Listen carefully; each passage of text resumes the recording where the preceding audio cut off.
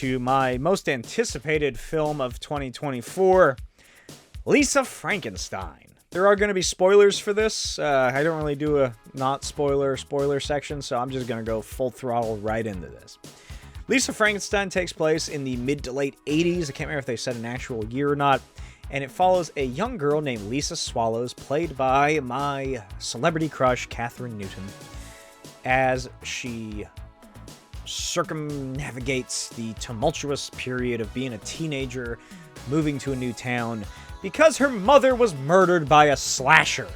Like a full-on 80s slasher kills her mother while she's in the house, while Lisa's in the house, and she witnesses it. And then later, her dad remarries, and she has this bitchy, just such a horrible stepmother.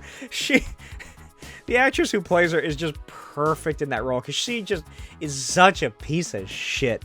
And her stepsister, who's a cool person. She's a good person, wants to just help Lisa out. And Lisa is alone. She's, she'd be an emo or something if it was more modern. And she spends a lot of her time alone, and eventually she discovers a graveyard, an abandoned graveyard in the woods outside of town, where there's a bust of a young man who died in, I don't know when he would have died. It doesn't really make sense just based on general costumery. And I don't think they ever really say where this town is set, so seemingly, if you want to get historically accurate here, it must be someplace in the East Coast, because I can't really think of any places that would be adequate to have the sort of general idea that we are given in the animated intro to suggest it's sort of 1800s or... No, I guess that makes sense now I'm thinking about it. I don't know what I was thinking. But it must be East Coast, because if you're unaware, a lot of America wasn't a thing in the 1800s. So, I don't know where I'm going with this. But anyway, that's who was played by Cole Sprouse. He was a 19th century guy who fell in love with a girl, and then she broke his heart, and he died. He got struck by lightning or something and buried in this woods, and then he had, at his grave, a bust statue created, and that is what Lisa sort of fantasizes about a little bit. She's like, oh, he's so handsome, and she sort of talks to him. And eventually, she and her sister go to a party, and Lisa gets drugged with LSD, I guess. Some sort of psychoactive drug, and she runs into the woods and finds the grave and says, oh, I wish you were, or I wish I was with you, or something like that. And green lightning fills the sky, and it's just this crazy, trippy experience, and that is what brings the creature to life. It's not what you'd think it is based on the trailer, which is her creating a monster to be her boyfriend, which I like a lot better than that. I'm glad it wasn't, oh, she's like a mad scientist teenage girl. I like that. I like the premise that Diablo Cody has. I should also mention, directed by Zelda Williams, Robin Williams' daughter, in her first ever directorial debut, and written by Diablo Cody, writer of Juno and Jennifer's Body, among others, I think. But you get down to brass tacks here. I loved Lisa Frankenstein. Fucking awesome movie, great cast, everybody plays their role to a T. I really enjoyed everything that went on. I liked the emotional moments. I liked the depictions of high school and the teenager aspect of it, and hormones and turmoil and all of this. There's the boy that Lisa has a crush on. There's the whole storyline with that, and that goes places that you would not expect. I really like Cole Sprouse's... I gotta look it up. I gotta use my one Google of the episode to look up if that's... I'm pretty sure it's Cole Sprouse, but they're twins. What do you want from me? Cole Sprouse. fantastic. Catherine Newton, amazing. I love her. I think she's great.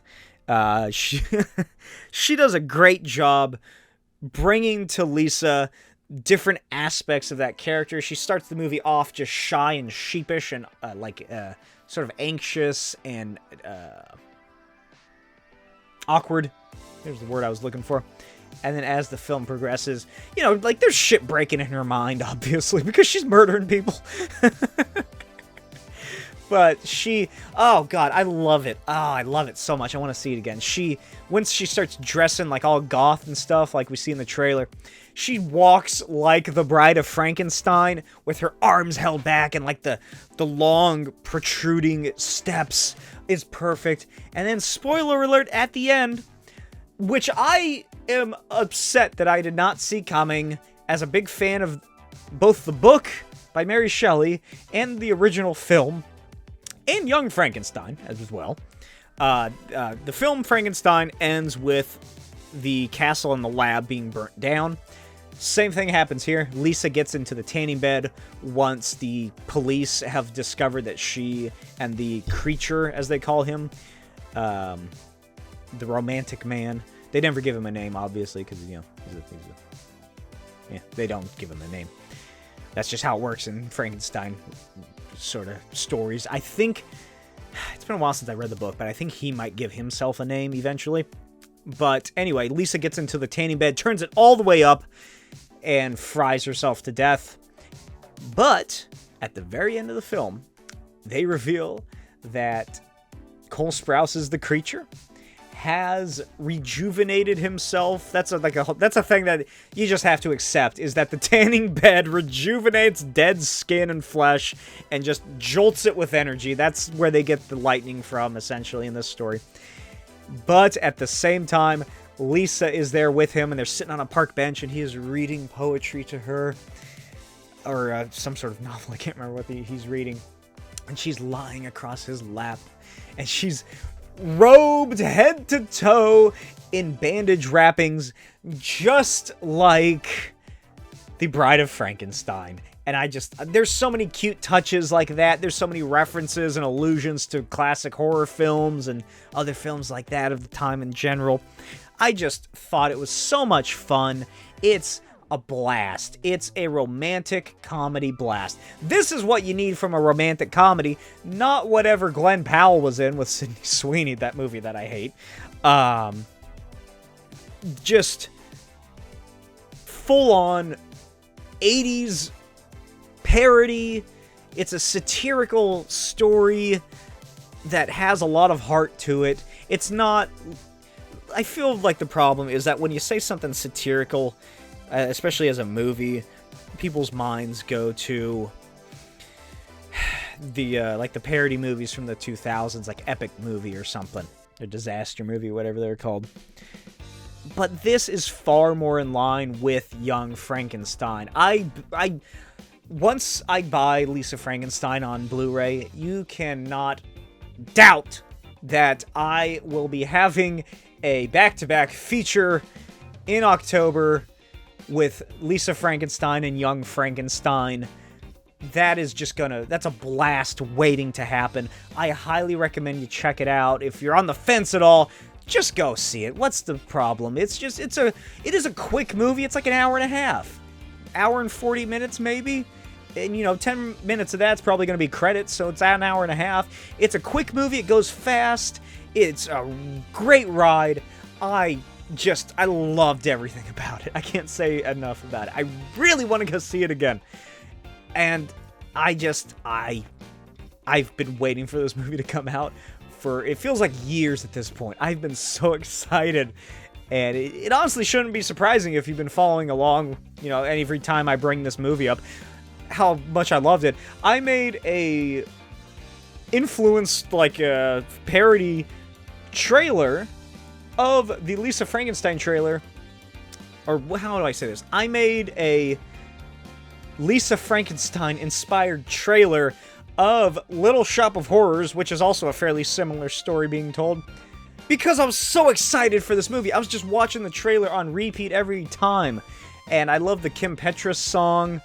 Can't remember what it's called, but I don't think it's in the actual movie. They do actually have a lot of proper 80s songs in this film, and it's so good. I want to watch it again. I loved it. 10 out of 10. Severed hands and other things. Oh man, highly recommend, especially for Valentine's Day. Go check it out.